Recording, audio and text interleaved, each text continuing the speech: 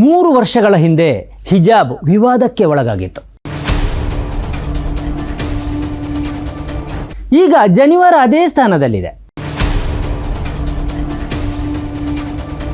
ಆದರೆ ಹಿಜಾಬನ್ನು ಕಟಕಟೆಯಲ್ಲಿ ನಿಲ್ಲಿಸಿದ್ದ ಅದೇ ಪ್ರಭುತ್ವದ ಮಂದಿ ಮತ್ತು ಅವರ ಬೆಂಬಲಿಗರು ಇವತ್ತು ಜನಿವಾರ ತಿರಸ್ಕಾರವನ್ನು ಪ್ರಶ್ನಿಸ್ತಾ ಇದ್ದಾರೆ. ಹಿಜಾಬನ್ನು ಧಾರ್ಮಿಕ ಅಸ್ಮಿತೆ ಎಂದಾಗ ಒಪ್ಪದವರು ಮತ್ತು ಗೇಲಿ ಮಾಡಿದವರು ಈಗ ಜನಿವಾರವನ್ನು ಧಾರ್ಮಿಕ ಅಸ್ಮಿತೆಯಾಗಿ ವಾದಿಸ್ತಾ ಇದ್ದಾರೆ. ಕೇಂದ್ರ ಸಚಿವ ಪ್ರಹ್ಲಾದ್ ಜೋಶಿ, ಬಿಜೆಪಿ ಸಂಸದ ವಿಶ್ವೇಶ್ವರ ಹೆಗಡೆ ಕಾಗೇರಿ, ಅಂದಿನ ಮುಖ್ಯಮಂತ್ರಿ ಬಸವರಾಜ ಬೊಮ್ಮಾಯಿ, ಅಂದಿನ ಗೃಹ ಸಚಿವರಾಗಿದ್ದ ಆರಗ ಜ್ಞಾನೇಂದ್ರ, ಬಿಜೆಪಿ ರಾಜ್ಯಾಧ್ಯಕ್ಷ ವಿಜಯೇಂದ್ರ ಸಹಿತ ಸಾಲು ಸಾಲು ನಾಯಕರು ಜನಿವಾರದ ಪರ ಮಾತಾಡ್ತಾ ಇದ್ದಾರೆ. ಕರಾವಳಿಯ ಶಾಸಕ ಭರತ್ ಶೆಟ್ಟಿ ಅಂತೂ ಇನ್ನೂ ಒಂದು ಹೆಜ್ಜೆ ಮುಂದೆ ಹೋಗಿ ಬ್ರಾಹ್ಮಣರ ಶಾಪ ಈ ರಾಜ್ಯ ಸರ್ಕಾರಕ್ಕೆ ತಟ್ಟಲಿದೆ ಎಂದೇ ಹೇಳಿದ್ದಾರೆ. ಪ್ರಕರಣ ಗೊತ್ತಾದ ತಕ್ಷಣ ಉಪನ್ಯಾಸಕರು ಸಹಿತ 4 ಮಂದಿಯನ್ನು ಈ ಸರ್ಕಾರ ಅಮಾನತು ಮಾಡಿದೆ. ಜನಿವಾರ ತೆಗೆದು ಪರೀಕ್ಷೆ ಬರೆಯಲು ನಿರಾಕರಿಸಿದ ಶುಚಿವೃತ ಕುಲಕರ್ಣಿಗೆ ನೇರ ಇಂಜಿನಿಯರಿಂಗ್ ಸೀಟು ಕೊಡುವುದಾಗಿ ಸಚಿವ ಈಶ್ವರ್ ಖಂಡ್ರೆ ಹೇಳಿದ್ದಾರೆ. ಕರ್ನಾಟಕ ರಾಜ್ಯ ಬ್ರಾಹ್ಮಣ ಅಭಿವೃದ್ಧಿ ಮಂಡಳಿ ಬೆಂಗಳೂರಿನಲ್ಲಿ ಪ್ರತಿಭಟನೆ ನಡೆಸಿದೆ. ಕಲಬುರಗಿಯಲ್ಲಿ ಜಿಲ್ಲಾ ಬ್ರಾಹ್ಮಣ ಸಂಘದಿಂದ ನಡೆದ ಬೃಹತ್ ಪ್ರತಿಭಟನೆಯಲ್ಲಿ ಟೈರ್ಗೆ ಬೆಂಕಿ ಹಚ್ಚಲಾಗಿದೆ. ವೀಕ್ಷಕರೇ, ನಾನು ಜನಿವಾರದ ವಿರೋಧಿ ಅಲ್ಲ. ಜನಿವಾರ ಧರಿಸಿ ಪರೀಕ್ಷೆ ಬರೆಯಲು ನಿರಾಕರಿಸಿದ ಉಪನ್ಯಾಸಕರ ಪರವೂ ನಾನಿಲ್ಲ. ನಾನು ಈಶ್ವರ ಖಂಡ್ರೆ ಜೊತೆಗೆ ಇದ್ದೇನೆ. ಸರ್ಕಾರ ಕೈಗೊಂಡ ಕ್ರಮದ ಪರ ಇದ್ದೇನೆ. ಆದರೆ 3 ವರ್ಷಗಳ ಹಿಂದೆ 4 ಮಂದಿ ಹಿಜಾಬ್ದಾರಿ ಹೆಣ್ಮಕ್ಕಳಿಗೆ ತರಗತಿ ಪ್ರವೇಶಕ್ಕೆ ಅನುಮತಿ ನಿರಾಕರಿಸಲಾಯಿತಲ್ಲ, ಆ ಘಟನೆಯನ್ನು ಒಮ್ಮೆ ನಿಮ್ಮ ಕಣ್ಮುಂದೆ ತಂದುಕೊಂಡು ಆಲೋಚನೆ ಮಾಡಿ. ಈ ಜನಿವಾರ ಪ್ರಕರಣದಂತೆ ಅದನ್ನು ನಿಭಾಯಿಸಲು ಸಾಧ್ಯ ಇರಲಿಲ್ವೇ? ಜನಿವಾರ ಪ್ರಕರಣದಲ್ಲಿ ಉಪನ್ಯಾಸಕರು ಮತ್ತು ಸಿಬ್ಬಂದಿಗಳನ್ನು ಅಮಾನತು ಮಾಡಿದಂತೆ ಆವತ್ತು ಉಪನ್ಯಾಸಕರ ವಿರುದ್ಧ ಕ್ರಮ ಕೈಗೊಂಡು ಆ ಪ್ರಕರಣವನ್ನು ಅಲ್ಲಿಗೆ ಮುಗಿಸಲು ಸಾಧ್ಯ ಇರಲಿಲ್ವೇ? ವಿವಾದವೇ ಆಗದಿದ್ದ ವಿಷಯವೊಂದನ್ನು ವಿವಾದವಾಗಿಸಿದ ಆಡಳಿತ ಮಂಡಳಿ ಮತ್ತು ಪ್ರಾಂಶುಪಾಲರನ್ನು ತರಾಟೆಗೆ ತೆಗೆದುಕೊಳ್ಳಬಹುದಿತ್ತಲ್ವೇ? ಆದರೆ ಅಂದಿನ ಬೊಮ್ಮಾಯಿ ಸರ್ಕಾರ ನಡ್ಕೊಂಡದ್ದು ಹೇಗೆ? 1 ನಿಮಿಷ ಹೇಳ್ತೇನೆ. ಅದಕ್ಕಿಂತ ಮೊದಲು ಒಂದು ವಿನಂತಿ. ಸನ್ಮಾರ್ಗ ನ್ಯೂಸ್ ಚಾನಲನ್ನು ನೀವು ಈವರೆಗೂ ಸಬ್ಸ್ಕ್ರೈಬ್ ಮಾಡಿಲ್ಲದೇ ಇದ್ದರೆ ದಯವಿಟ್ಟು ಈಗಲೇ ಸಬ್ಸ್ಕ್ರೈಬ್ ಮಾಡಿ. ಸನ್ಮಾರ್ಗ ನ್ಯೂಸ್ ಚಾನಲ್ನ ಎಲ್ಲ ಕಾರ್ಯಕ್ರಮವನ್ನು ನೀವು ವೀಕ್ಷಿಸಿ ನಿಮ್ಮವರೊಂದಿಗೂ ಹಂಚಿಕೊಳ್ಳಿ. ಮಾತ್ರ ಅಲ್ಲ, ಸಬ್ಸ್ಕ್ರೈಬ್ ಮಾಡುವಂತೆ ಹೇಳಿ. ಸುದ್ದಿಗಳ ಸಂತೆಯಿಂದ ಸತ್ಯ ಸುದ್ದಿಯನ್ನು ಹೆಕ್ಕಿಕೊಡುವ ನಮ್ಮ ಪ್ರಯತ್ನಕ್ಕೆ ನಿಮ್ಮ ಈ ಬೆಂಬಲ ಬಹಳ ಅಗತ್ಯ. ವೀಕ್ಷಕರೇ, ಇದು ಎಡಿಟರ್ ಸ್ಪೀಕ್. ಮತ್ತೆ ಪ್ರಶ್ನಿಸ್ತೇನೆ, ಹಿಜಾಬ್ ಧರಿಸಿದ್ದ ವಿದ್ಯಾರ್ಥಿನಿಯರ ಜೊತೆ ಆಗಿನ ಸರ್ಕಾರ ನಡ್ಕೊಂಡದ್ದು ಹೇಗೆ? ಸಾಲು ಸಾಲು ಕಾಲೇಜುಗಳು ವಿದ್ಯಾರ್ಥಿನಿಯರನ್ನು ಗೇಟಿನ ಹೊರಗೆ ನಿಲ್ಲಿಸಿದವು.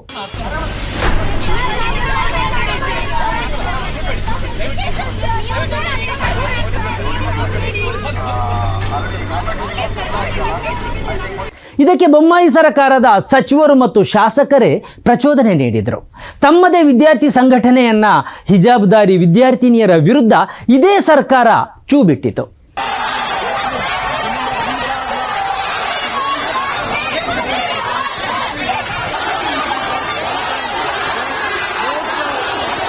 ಕಾಲೇಜಿಗೆ ಬಂದ ವಿದ್ಯಾರ್ಥಿನಿಯ ವಿರುದ್ಧ ಈ ಪ್ರತಿಭಟನಾಕಾರರು ಘೋಷಣೆ ಕೂಗಿದರು.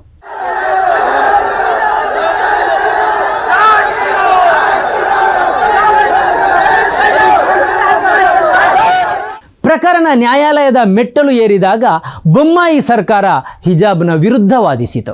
ಮಾಧ್ಯಮಗಳು ಇನ್ನಿಲ್ಲದಂತೆ ಹಿಜಾಬುದಾರಿ ವಿದ್ಯಾರ್ಥಿನಿಯರ ಬೇಟೆಯಾಡಿತು. ಹಿಜಾಬ್ನ ವಿರುದ್ಧ ಸರಣಿ ಕಾರ್ಯಕ್ರಮ ಪ್ರಸಾರ ಮಾಡಿತು. ವೀಕ್ಷಕರೇ, ನಾನು ಮತ್ತೊಮ್ಮೆ ಸ್ಪಷ್ಟಪಡಿಸ್ತಾ ಇದ್ದೇನೆ, ನಾನು ಜನಿವಾರದ ವಿರೋಧಿ ಅಲ್ಲ. ಅದನ್ನು ಧಾರ್ಮಿಕ ಅಸ್ಮಿತೆಯಾಗಿ ಧರಿಸುವವರನ್ನು ನಾನು ಗೌರವಿಸ್ತೇನೆ. ಆದರೆ ಇವತ್ತು ಯಾರೆಲ್ಲ ಜನಿವಾರದ ಪರ ಮಾತಾಡ್ತಾ ಇದ್ದಾರೋ ಅವರೆಲ್ಲ 3 ವರ್ಷಗಳ ಹಿಂದಿನ ಹಿಜಾಬ್ದಾರಿ ವಿದ್ಯಾರ್ಥಿನಿಯರ ಜಾಗದಲ್ಲಿ ನಿಂತು ಒಮ್ಮೆ ಆಲೋಚಿಸಿ ನೋಡಿ. ಹಿಜಾಬನ್ನು ವಿವಾದವನ್ನಾಗಿ ಮಾಡಬೇಕಿತ್ತೆ. ಮುಸ್ಲಿಂ ಮಹಿಳೆಯರ ಬದುಕಿನ ಭಾಗವೇ ಆಗಿರುವ ಹಿಜಾಬ್ ನಿಮಗೆ ಧಾರ್ಮಿಕ ಅಸ್ಮಿತೆಯಾಗಿ ಆವತ್ತು ಕಂಡಿರಲಿಲ್ವೇ? ನೀವು ಏಕೆ ಅದನ್ನು ವಿರೋಧಿಸಿದಿರಿ? ಹಾಗೆ ವಿರೋಧಿಸುವಾಗ ನಿಜಕ್ಕೂ ನೀವು ಪ್ರಾಮಾಣಿಕರಾಗಿದ್ದೀರಾ ಅಥವಾ ಮುಸ್ಲಿಂ ದ್ವೇಷವೇ ನಿಮ್ಮನ್ನು ಹೀಗೆ ವಿರೋಧಿಸುವುದಕ್ಕೆ ಪ್ರೇರಣೆ ನೀಡಿತೆ?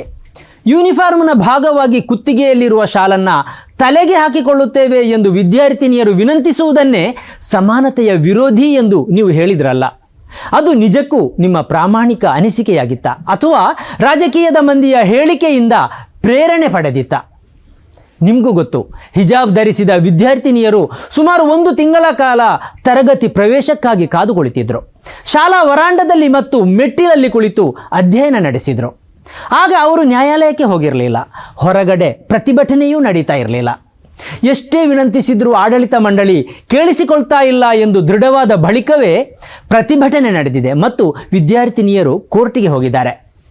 ಆದರೆ ಇದೇ ಜನಿವಾರ ಪ್ರಕರಣದಲ್ಲಿ ತುರ್ತಾಗಿ ಕ್ರಮ ಕೈಗೊಂಡಂತೆ ಹಿಜಾಬ್ ಪ್ರಕರಣದಲ್ಲೂ ತುರ್ತಾಗಿ ಕ್ರಮ ಕೈಗೊಳ್ಳುವುದಕ್ಕೆ ಏನು ತೊಂದರೆ ಇತ್ತು? ಹಾಗೆ ಮಾಡಿರುತ್ತಿದ್ದರೆ ಪ್ರತಿಭಟನೆ ನಡೀತಾನೇ ಇರಲಿಲ್ವಲ್ಲ, ಕೋರ್ಟಿಗೆ ಹೋಗುವ ಪ್ರಸಂಗವು ಬರ್ತಾನೇ ಇರಲಿಲ್ವಲ್ಲ. ಜನಿವಾರ ಆಗಲಿ, ಹಿಜಾಬ್ ಆಗಲಿ, ಬಿಂದಿ ಆಗಲಿ, ಕರಿಮಣಿ ಆಗಲಿ, ಕಾಲುಂಗರವೇ ಆಗಲಿ, ಇವೆಲ್ಲಕ್ಕೂ ಧಾರ್ಮಿಕವಾಗಿ ಮಹತ್ವ ಇದೆ. ಧಾರ್ಮಿಕ ಅಸ್ಮಿತೆಯಾಗಿ ಇವು ಗುರುತಿಸಿಕೊಂಡಿದೆ. ಆದರೂ ಹಿಜಾಬನ್ನು ಮಾತ್ರ ಹೇಕಿಕೊಂಡು ಧರ್ಮದ್ವೇಷ ಬಿತ್ತಲು ರಾಜಕೀಯದ ಮಂದಿ ಯತ್ನಿಸಿದರು. ಅದರಿಂದಾಗಿ ನೂರಾರು ವಿದ್ಯಾರ್ಥಿನಿಯರ ಶಿಕ್ಷಣವೇ ಮೊಟಕುಗೊಂಡಿತು. ಅಸಂಖ್ಯಾತ ವಿದ್ಯಾರ್ಥಿನಿಯರನ್ನು ಅವಮಾನಿಸಲಾಯಿತು. ಶಾಲೆಗಳು ಗೇಟು ಹಾಕಿದವು. ಮಾಧ್ಯಮಗಳು ವಿದ್ಯಾರ್ಥಿನಿಯರನ್ನು ಅಪರಾಧಿಗಳಂತೆ ನಡೆಸಿಕೊಂಡವು. ಆದರೆ ಇವತ್ತು ಜನಿವಾರಕ್ಕೆ ಅಂಥದ್ದೇ ವಿರೋಧ ವ್ಯಕ್ತವಾದಾಗ ಇದೇ ಮಂದಿ ಜನಿವಾರದ ಪರ ಬೀದಿಗಿಳಿದಿದ್ದಾರೆ, ಮಾತಾಡ್ತಾ ಇದ್ದಾರೆ. ಎಲ್ಲಿಯವರೆಗೆ ಎಂದರೆ ರಾಜ್ಯ ಸರ್ಕಾರಕ್ಕೆ ಬ್ರಾಹ್ಮಣರ ಶಾಪ ತಟ್ಟಲಿದೆ ಎಂಬಷ್ಟು ಭಾವನಾತ್ಮಕವಾಗಿ ಪ್ರತಿಕ್ರಿಯಿಸ್ತಾ ಇದ್ದಾರೆ.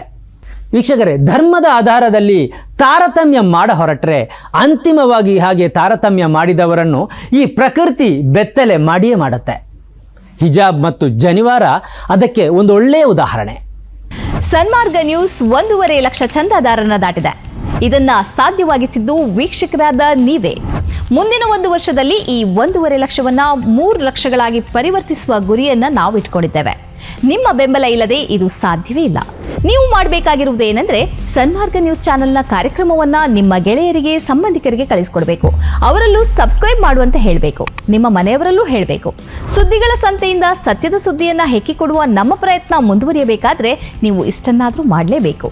ಜೊತೆಗೆ ಪಕ್ಕದಲ್ಲಿರುವ QR ಕೋಡ್ ಅನ್ನ ಬಳಸಿ ನಮಗೆ ಆರ್ಥಿಕವಾಗಿ ಶಕ್ತಿ ತುಂಬಬೇಕು. ಸುಳ್ಳಿನ ಎದುರು ನಮ್ಮ ಧ್ವನಿ ತಗ್ಗದೇ ಇರಬೇಕಾದ್ರೆ ನಾವು ಆರ್ಥಿಕವಾಗಿ ಪರಾವಲಂಬಿಗಳಾಗಿರಬಾರದು. ನೀವು ಶಕ್ತಿಯನ್ನು ಕೊಡಿ, ನಾವು ಸತ್ಯವನ್ನ ಕೊಡ್ತೇವೆ. Thank you.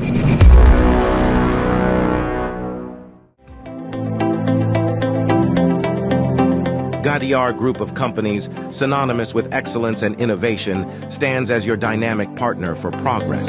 Gadiar Group ensures safety as guardians in firefighting and builds vibrant communities in real estate. Building tomorrow, today.